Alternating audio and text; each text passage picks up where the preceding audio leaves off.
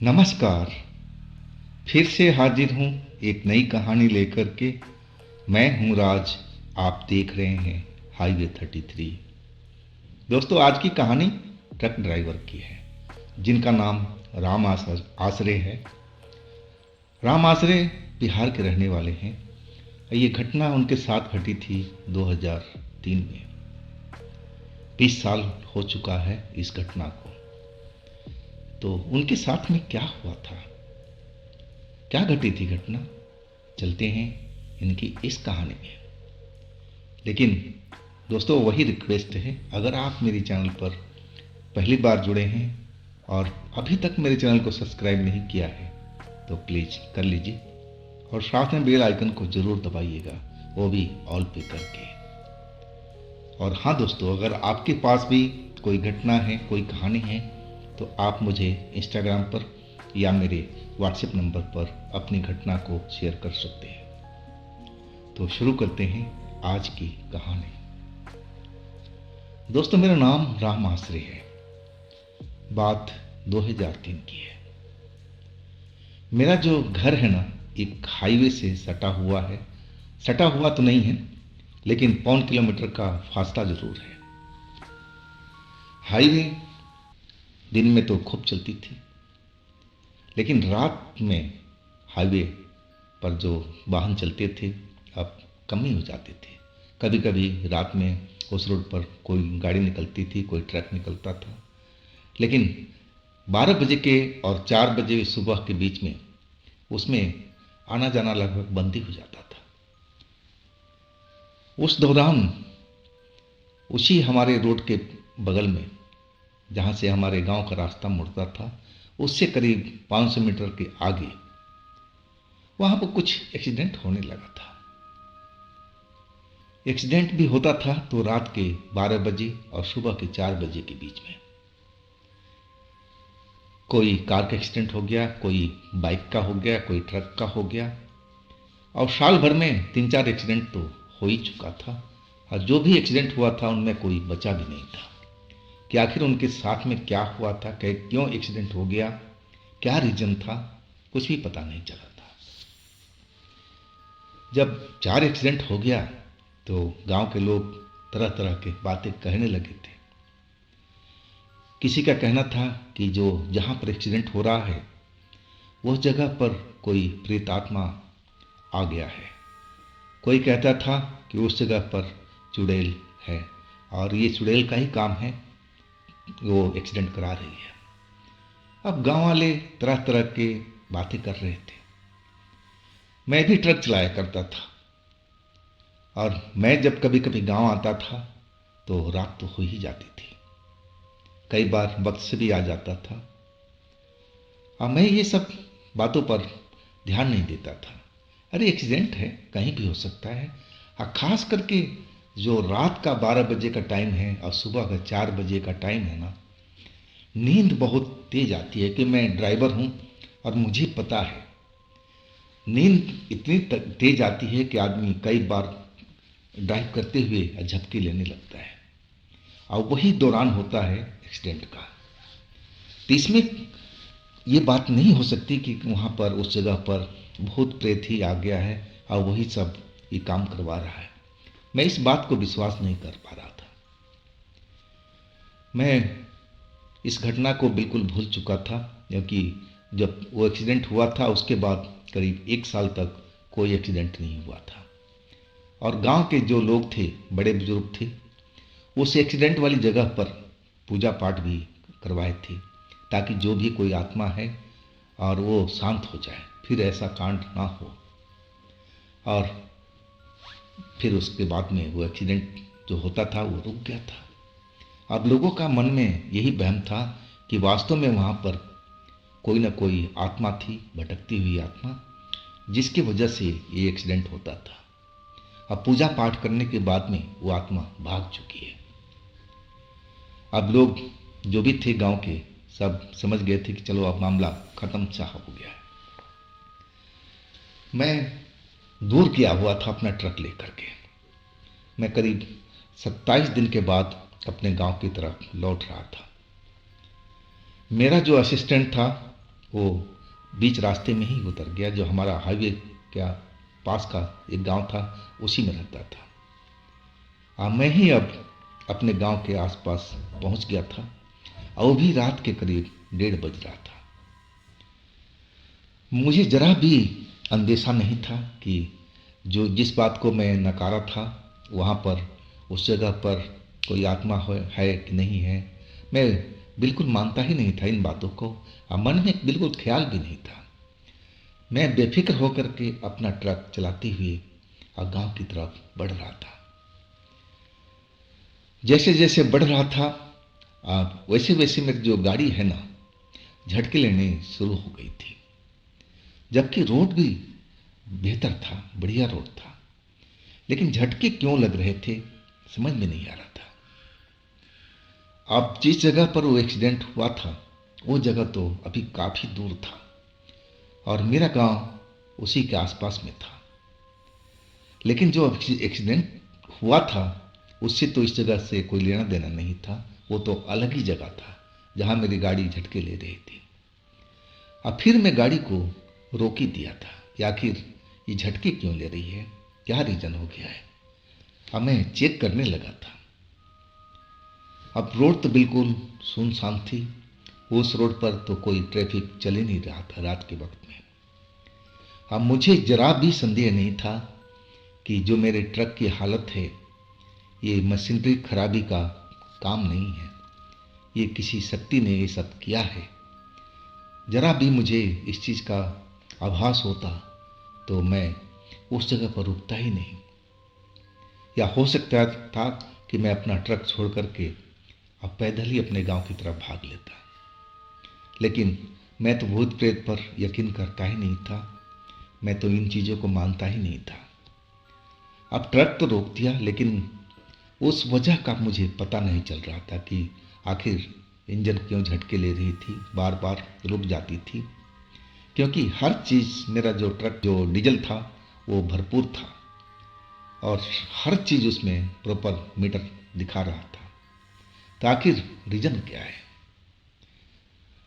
सर्दी का टाइम था, उस टाइम कोहरा नहीं था और अचानक कोहरा जैसे टूट पड़ा था हर तरफ से। लगने लगा कि बस बादलों का पहाड़ आसमान से उतर कर के जमीन पर आ गया है। सफेद सफेद कोहरा हर तरफ से हमारे ट्रक को घेर सा लिया था। अब कहा जाए तो मैं एक कोहरे का बीच में फंसा हुआ था अपनी ट्रक लेकर के। और इतना गाढ़ा कोहरा था कि बस कहावत है ना कि हाथ को हाथ नहीं सूझ रहा है, वैसे ही हालात हुई पड़ी थी। अब सोचा कि चलो अब ट्रक स्टार्ट करते हैं। अब जो भी हो घर पर चलकर देखा जाएगा। कोई ज़्यादा दिक्कत होगी तो मैकेनिक को बुला लेंगे, ट्रक को सुधार देगा।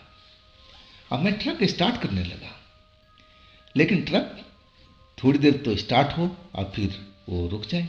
जैसे ही मैं गियर में डालूं और वो रुक जाए, मतलब ट्रक चल के राजी नहीं हो रही थी। मुझे अब समझ में नहीं आ रहा था कि मैं अब इस वक्त में क्या करूं। और ऊपर से कोहरा हर तरफ से घेरे हुए था और अचानक उस कोहरे में से कुछ आवाज़ सी आने लगी थी, जैसे उसमें कोई है। और एक नहीं, कई आवाज़ें उसमें अब सुनाई पड़ने लगी थी। जैसे कोई रो रहा है और कोई उसको डांट रहा है, कोई तड़प रहा है, कोई चीख रहा है। ऐसी आवाज़ मुझे सुनाई देने लगी थी। कभी आवाज़ वो रुक जाती थी और कभी लगता है आवाज़ बहुत दूर से आ रही है और कभी कभी बिल्कुल लग रहा था कि मेरे ट्रक के बगल से ही उस धुन जो फैली हुई है उसी में से आवाज़ आ रही है। मैं कुछ समझ नहीं पा रहा था कि आखिर ये तो रोड बिल्कुल खाली खाली सा है और आसपास में तो कोई बस्ती भी नहीं है। पहला गांव तो मेरा ही आता है, वो तो काफ़ी दूर है। तो ये आवाज़ किसका है, क्यों मुझे सुनाई पड़ रही है। लेकिन अभी तक मुझे कोई दिखाई नहीं पड़ा था। और मैं अब दोबारा से कोशिश करने लगा था ट्रक स्टार्ट करने का कि जल्दी से मेरा ट्रक स्टार्ट हो जाए तो मैं आगे की तरफ चल पड़ूं।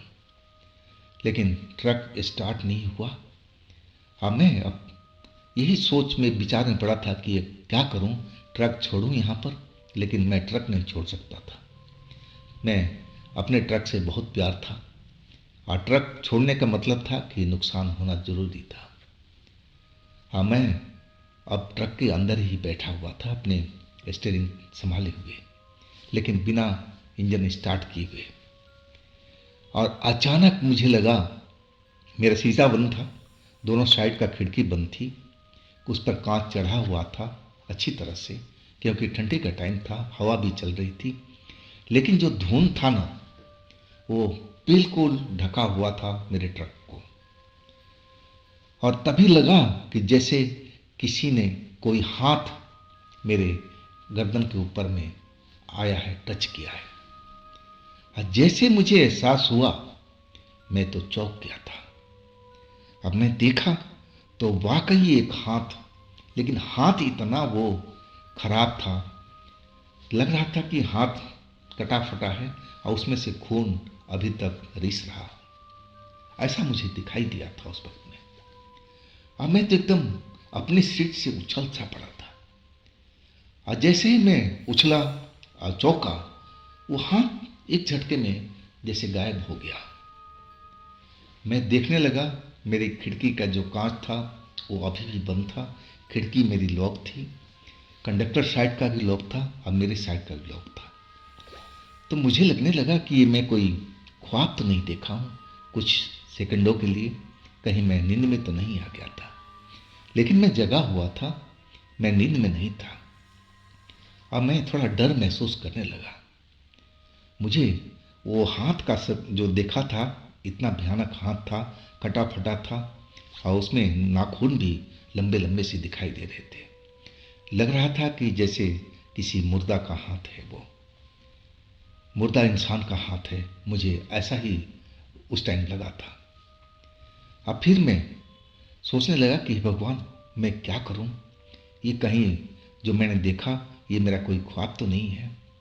और तभी ऐसा लगने लगा कि मेरे सीट के दूसरी साइड में, जहाँ कंडक्टर सीट है, और वहाँ पर कोई बैठा हुआ है। सांसों की, लंबी सांस लेने की आवाज़ सुनाई पड़ी। और जैसे ही मैं मुड़ा तो मैं देख करके चीख पड़ा था, वो भी तेज आवाज में।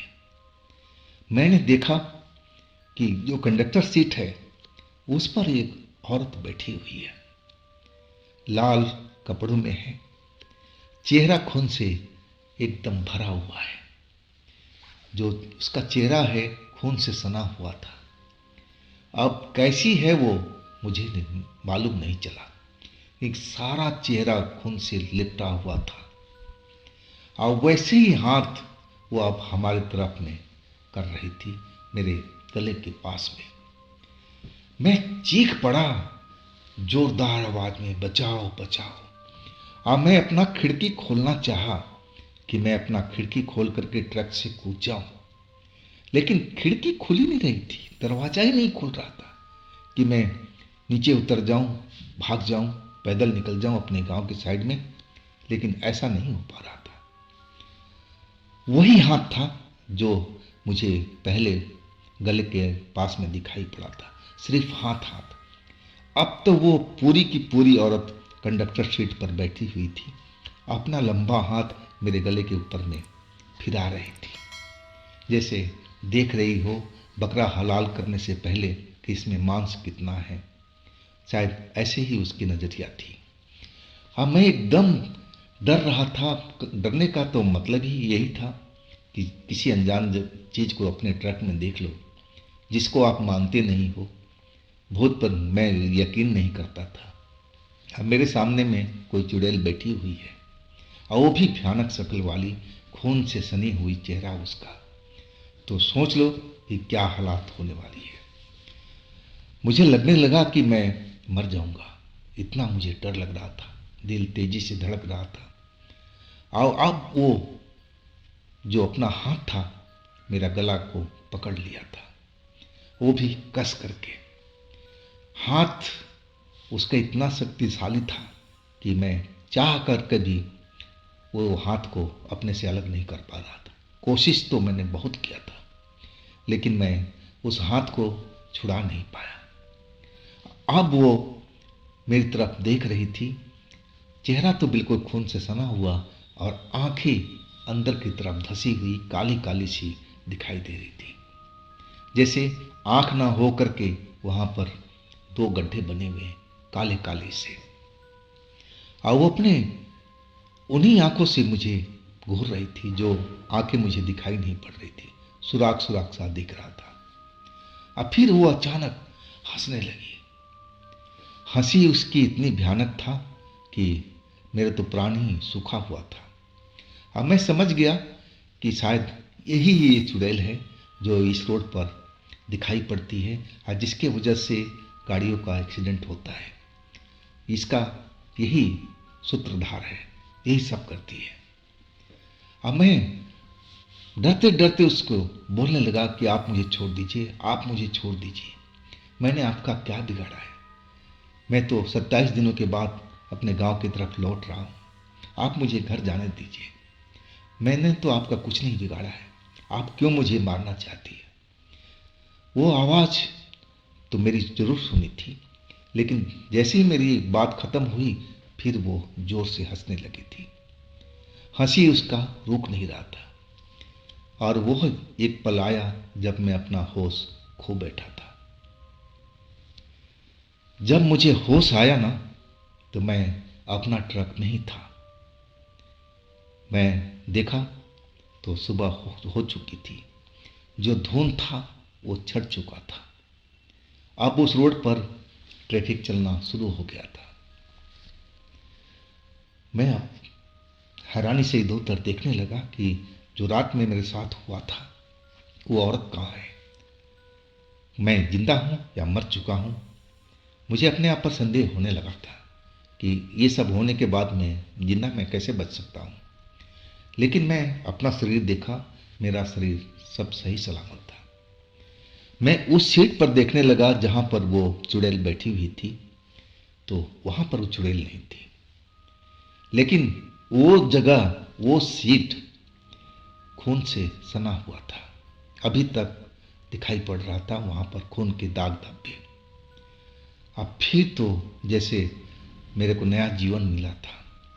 सुबह के टाइम में मैं अपना ट्रक स्टार्ट करने लगा और संजोग देखिए, जितनी रात को मैं परेशान हुआ, ट्रक स्टार्ट नहीं हो रहा था और ट्रक एकदम एक झटके से स्टार्ट हो गया था। जो गेट खोल नहीं रहा था वो गेट मजे में खुल गया था। अब फिर मैं अपना ट्रक को वहां से भगाना शुरू किया। मैं जब अपने गांव के पास में पहुंच गया और तब जाके मुझे चैन पड़ा था। हालांकि अब तो दिन निकल चुका था। मुझे अब लोगों को बात याद आने लगी थी जो हमारे गांव के लोग बताया करते थे कि जो रोड पर एक्सीडेंट होता है उनमें किसी चुड़ैल का ही हाथ है। अब मुझे पक्का यकीन हो चुका था। अगर मेरी ट्रक चलता रहता और उस टाइम में वो चुड़ैल मुझे दिखाई पड़ती तो मैं तो बचता ही नहीं, मेरा एक्सीडेंट तो जरूर हो जाता। और वो चुड़ैल तो मुझे मारने की भरपूर कोशिश की थी, तभी तो मैं बेहोश हुआ था। तो आखिर वो क्यों न मुझे मार सकी? कोई ना कोई शक्ति थी जो मुझे जिंदा रखे हुई थी। मैं घर पहुंच गया था। अब घर में मैं अपने परिवार में सबको बताने लगा कि रात को मेरे साथ में क्या हुआ था। अब मेरे घर के लोग सारे डरे हुए थे, डर से एकदम कांप रहे थे मेरी बात सुन करके। और वो कहने लगे, जो भी हमारे घर के बड़े थे, कि बेटा तुझे रात के टाइम में आना नहीं चाहिए था। तुझे नहीं पता कि यहाँ पर 4 एक्सीडेंट हो चुका है और कैसे एक्सीडेंट हुआ आज तक किसी को पता नहीं चला किसने किया है। लेकिन कई लोग तो गांव के कहते थे ना कि ये सब भूतों का काम है, आत्माओं का काम है, चुड़ैल का काम है। तो तुझे तो मानना चाहिए था ना बेटा, ऐसे गलती क्यों किया?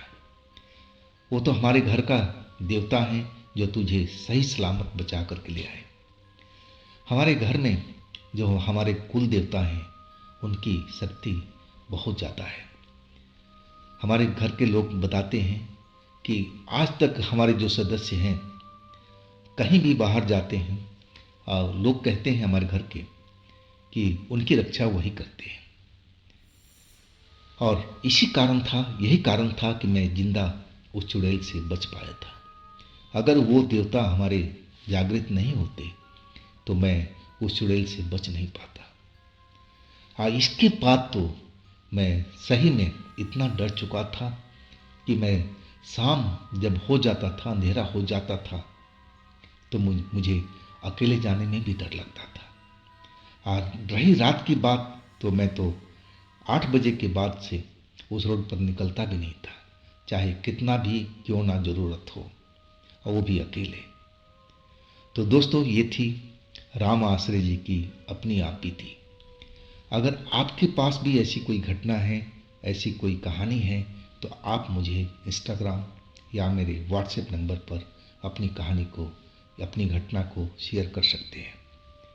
दोस्तों, ये भी चैनल आप ही का है, तो थोड़ा इसको भी अपना प्यार दीजिए ना। लाइक कीजिए, सब्सक्राइब कीजिए, शेयर कीजिए।